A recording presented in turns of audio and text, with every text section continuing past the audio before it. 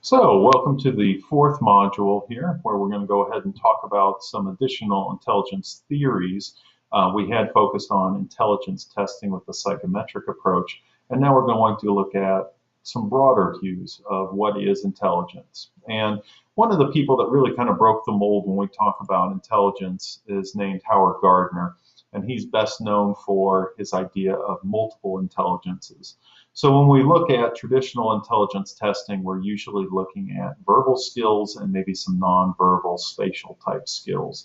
And Gardner noticed that there were a lot of other skills or abilities that are out there that people have strengths in that are not really recognized as your kind of more traditional type of intelligences. So he came up with 8 distinct intellectual abilities here. And so the first couple, as we'll see here, is a linguistic and logical mathematical. Now, these are very consistent with what we tend to value in the public school or school system. Linguistics, your language skills, your abilities to express yourself appropriately, to write. Your logical mathematical skills, this is that abstract thinking and problem solving that kind of shows advanced skill sets. You might see that show up in math. But these new ones that he added is not so much emphasized in the schools and in education. So you have things like your musical skills, and of course there are some people who have, say, perfect pitch and are very sensitive to sound patterns, and other people, me included, who are relatively tone deaf to some degree. Just don't listen to me play the cello, I'll tell you that. And then we have your spatial skills. These are people who perceive things accurately and are able to transform those that they see. So think about people such as interior designers who are able to conceptualize and picture how things fit in space. You also have artists would be another good example with good spatial skills. Now you do also have good people who are good with their bodies and manipulating those bodies to do extraordinary things. A lot of times we would refer to those as athletes and athletes of various sports or dance or other sorts of activities that would require a really good control of your body and be able to develop it. And so we know that some people are blessed to be having those skills and others of us who don't so much. Interpersonal, that gets at social intelligence and social skills. I'm sure we all have met people who just have a gift for gab and get along and go into a room of strangers, come out with a room of friends. And so that would be a high interpersonal intelligence. One, I would argue that if you're really good at that, the rest of them don't so much matter because you can always make friends with somebody that has a strength in any of those other skills.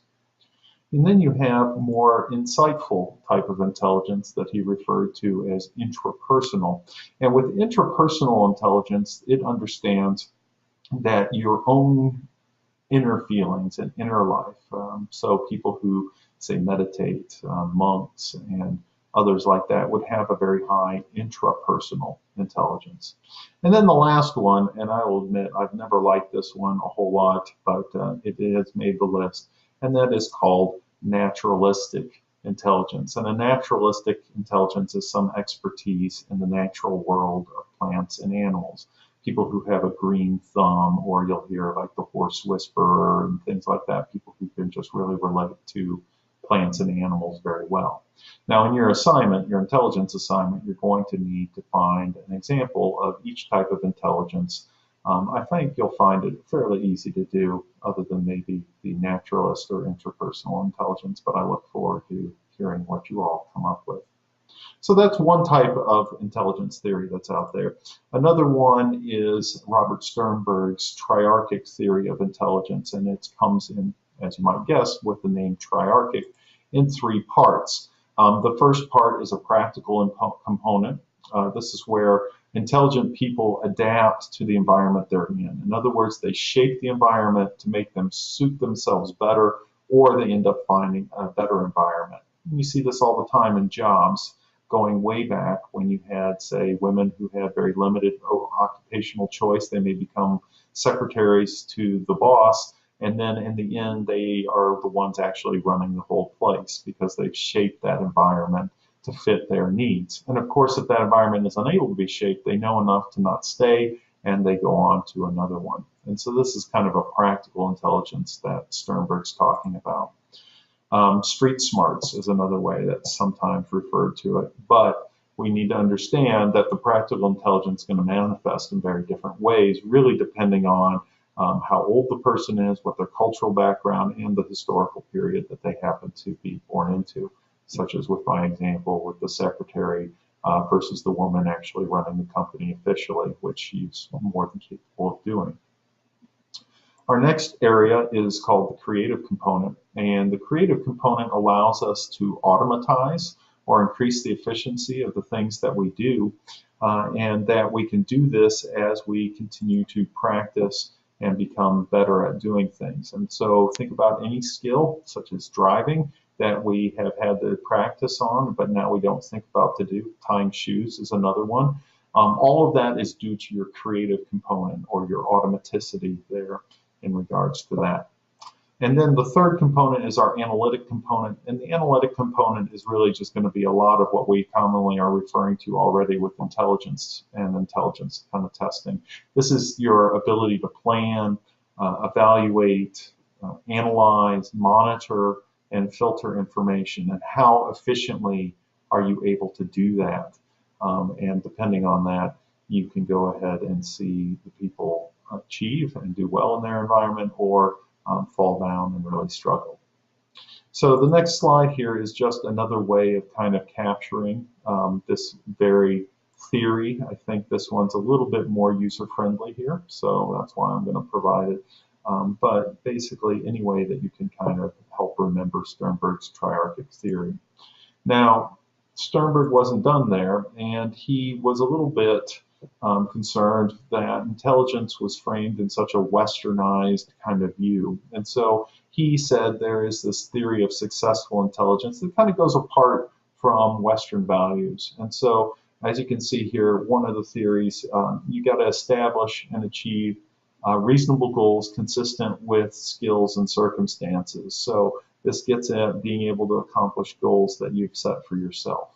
Optimizing your strengths and minimizing your weaknesses. So do you play up to the things you're good at and stay away from things you're not so good at, or figure out ways for those not so good things for you to go ahead and still achieve them by, say, soliciting others to help you out.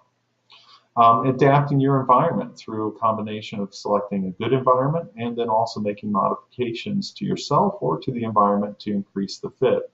So we may select where we want to live, but we maybe make changes to ourselves or our environment to make it even more acceptable to us. And when we use all three of these components of intelligence, Sternberg referred to that as a successful intelligence, because all of our societies, what we consider successful for those individuals, isn't going to be the same for everyone. And so we have to make our adjustments, because those who are in a more traditional tribal kind of culture where hunting is your major activity, intelligence is going to look very different than, say, a stock trader or a banker in our society. Okay. So those are the couple different theories. We had Howard Gardner and his multiple intelligences, and Robert Sternberg and his triarchic theory of intelligence, and his theory of successful intelligence. So go ahead and take a look at those, and in our next module, we'll shift things a little bit and start talking about creativity.